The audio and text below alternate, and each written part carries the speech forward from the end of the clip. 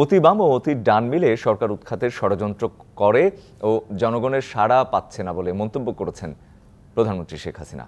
বলেছেন, জনসমর্থনের ভয়ে নির্বাচনের বাইরে রয়েছে অন্য দলগুলো। বৃহস্পতিবার গণভবনে সংবাদ সম্মেলনে মানবাধিকার নিয়ে যুক্তরাষ্ট্রের দ্বৈত ভূমিকার সমালোচনা করে তিনি বলেন, বরাবরই যুদ্ধের বিরুদ্ধে তিনি।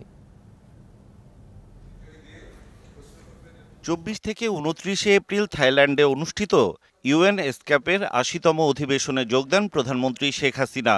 সফরের সার্বিক বিষয় নিয়ে বৃহস্পতিবার সকালে গণমাধ্যমের মুখোমুখি হন তিনি। সহযোগিতা পাওয়ার এবং সার্বিক উন্নয়নের একটা নতুন দুয়ার খুলে গেল। জানান, মিয়ানমার থেকে আশ্রয় নেওয়া রোহিঙ্গাদের প্রত্যাবাসনের বিষয়টি আরও গভীরভাবে দেখার আশ্বাস দিয়েছেন থাইল্যান্ডের প্রধানমন্ত্রী। বাংলাদেশ সবসময় ফিলিস্তিনিদের পাশে আছে বলেও জানান শেখ হাসিনা। যেহেতু থাইল্যান্ডের একটা প্রভাব আছে মিয়ানমারের উপরে, তো সেই ক্ষেত্রে প্রাইম মিনিস্টার বলেছেন যে তিনি এই বিষয়টা আরও গভীরভাবে দেখবেন এবং এদের প্রত্যাবর্তনের ব্যাপারে যতটুকু সহযোগিতা করার তিনি করবেন। আমি সকল ধরনের আগ্রাসন ও নৃশংসতার বিরুদ্ধে সোচ্চার হওয়ার জন্য এবং যুদ্ধকে না বলার জন্য আবারও আন্তর্জাতিক সম্প্রদায়ের প্রতি আহ্বান জানিয়েছি।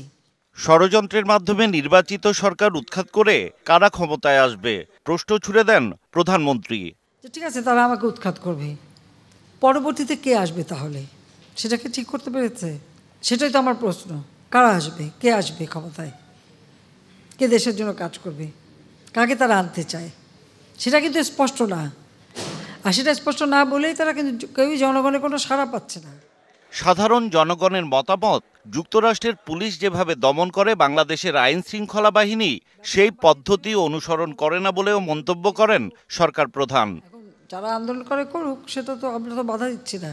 যে আমরা যদি আমেরিকার স্টাইলে আন্দোলন বা আমাদের পুলিশকে যদি বলে দিই যে আমেরিকা পুলিশ যেভাবে আন্দোলন থামায় সেটা অনুসরণ করতে পারে, সেটা করতে পারে। এক প্রশ্নের জবাবে প্রধানমন্ত্রী বলেন, বিএনপির ভুল নীতির কারণে দেশের মানুষ মিয়ানমারের গ্যাস পাওয়ার সুযোগ থেকে বঞ্চিত হয়েছে। মূলত ভুটান থেকে থাইল্যান্ড পর্যন্ত একটা সড়ক যোগাযোগ ব্যবস্থা হওয়ার কথা, যেটা তখন প্রস্তাব করেছিল বাংলাদেশের ভিতর থেকে যাবে। তখন খালেদা জি এটা নাকচ করে দেয়। যেমন থাইল্যান্ডকে বলছে আমরা তাদের সাথে যুক্ত থাকতে চাই। হিমেল মাহবুব, ডিবিসি নিউজ, ঢাকা। 1, 2, 3 ঢাকায় জমি জিতে নিন 100% ক্যাশব্যাক সহ 20 কোটি টাকার পুরস্কার।